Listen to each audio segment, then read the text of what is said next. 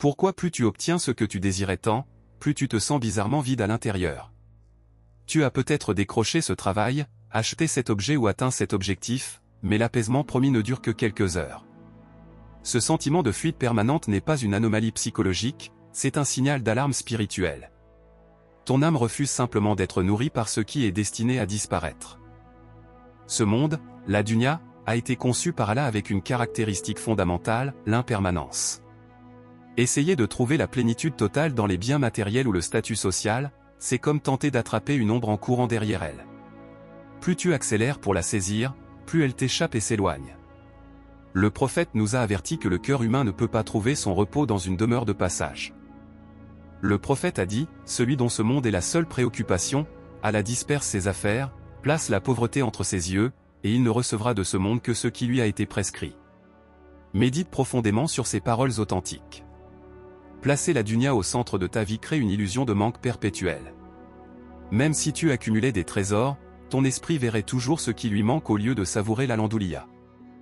La poursuite acharnée des biens d'ici-bas ressemble à un homme assoiffé qui boit l'eau de la mer.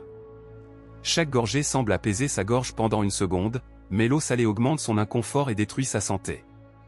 Tu te retrouves épuisé, anxieux, constamment sous pression à comparer ta vie à celle des autres. Tu travailles sans relâche pour un confort matériel, mais tu sacrifies la seule chose qui donne du sens à ton existence, la proximité avec ton Créateur. Regarde ce qui se passe quand le monde envahit ton cœur, la prière devient une charge précipitée, le dhikr disparaît de tes lèvres, et le moindre imprévu t'angoisse profondément.